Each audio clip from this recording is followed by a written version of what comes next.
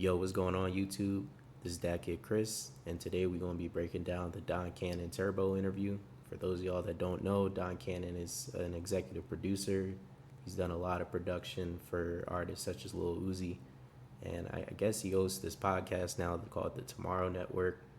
And he recently interviewed Turbo. If y'all don't know, is Gunna's producer, and he's made some interesting insights on what he believes nowadays Loopmakers are.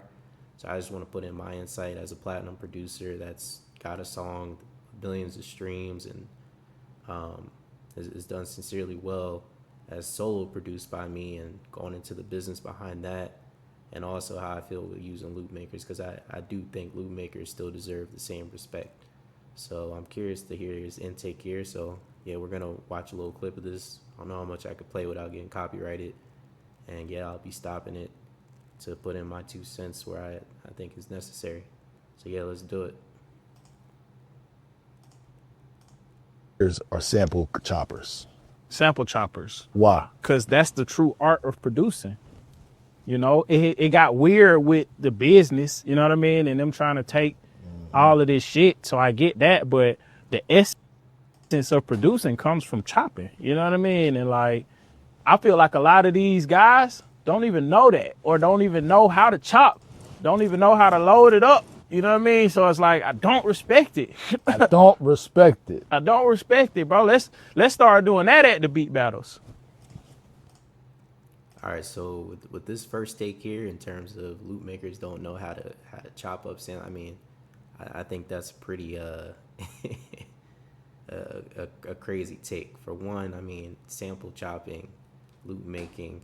I mean, for one, samples, we can go into the debate on which is, you know, a true sample. But to me, I mean, the art of loop making is still just as important and as of a skill as for sample chopping. I think loop making nowadays is the new era of sample chopping. If anything, I've heard some loops that sound just as good as samples, especially with all the EQing and the sound interpolation you could put on top of it. To me, I don't know how I think about that take. Chop you a sample, my brother. This might be a young goat right here we talking to right now. For real. He's talking some I'm shit passionate right now. about this shit. Like, I respect the shit that you do, bro. And like how you know what I'm saying? Like, bro, these niggas have all this audacity. You know what I'm saying? And like, you don't even know how to chop a sample. You know what I'm saying? I know how to still, like, they got the FL pads. You know what I mean? Like, I still know how to go up there and, like, put it on the pads. And if...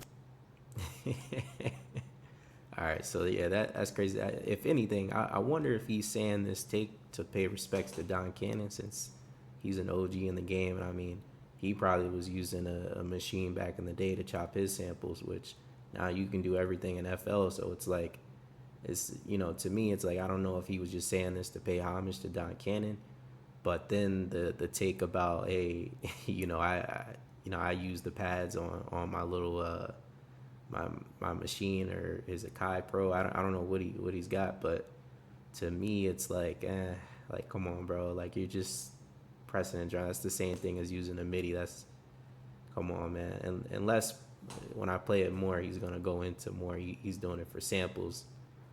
You know, if he's sample chopping with the drum pads, okay, let me see what he's talking about here. If you wanted me to get technical and pull out a car MIDI or something and play it on the pad, I can So do you that. up for that challenge? What? He said, Of course. What? Like, let's make this shit interesting, because you go to the beat battles and they gonna play his AI beat or some shit, you know what I'm saying, or whatever. we was about to get into that too. He got a loop in it, and I was like, no, chop you a sample.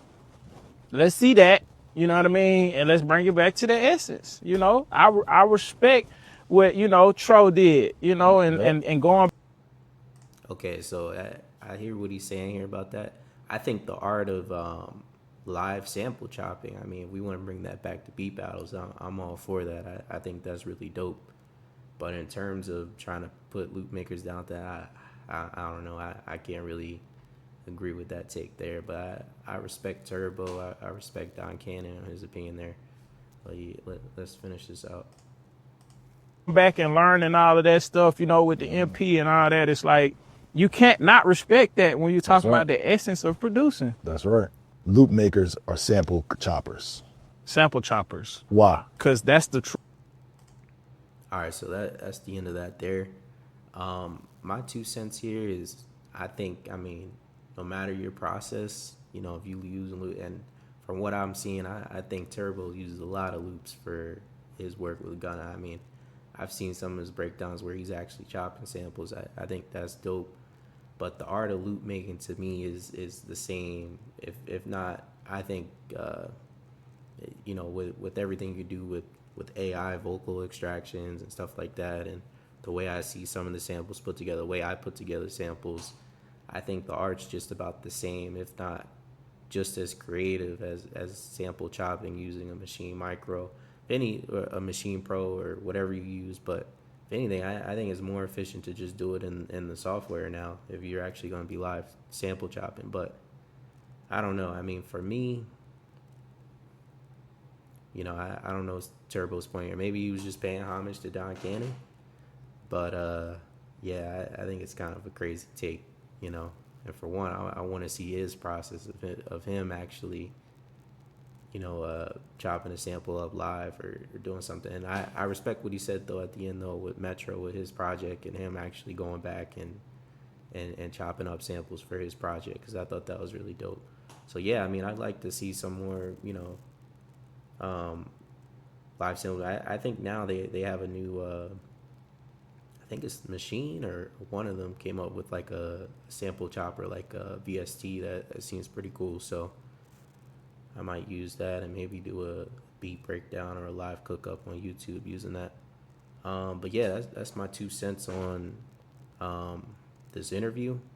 I mean, I'm seeing a lot of takes online. Loop makers mad at this and this and that. I think at the end of the day, it's just Turbo's take. Like, whether or not we agree with it or not, I mean, you know, is working. Like, to me, if it's working for you, then, you know, keep doing it. But it's like, for someone like you, bro, like, to be using a lot of loops in the songs that you're making, you're not making all your samples yourself. It's like, I don't know. To me, that's kind of disrespectful to say it like that. I think there's another clip where he's talking about if loop makers getting credit or getting 50% of credit, or putting their name first on like an Instagram post and tagging him after. I think that's kind of a crazy take too, but I don't have that clip up right now. So if y'all want me to break that down, get my take, I'll put in my take. So yeah, I mean, that's my take there. Appreciate y'all tuning in. Probably gonna be dropping another tutorial soon, or a beat cook up. Let me know if y'all want what more tutorials I want below. Yeah, I'm getting used to this YouTube thing, so don't mind my quality and stuff. So it's gonna get better with time. So yeah, please like and subscribe.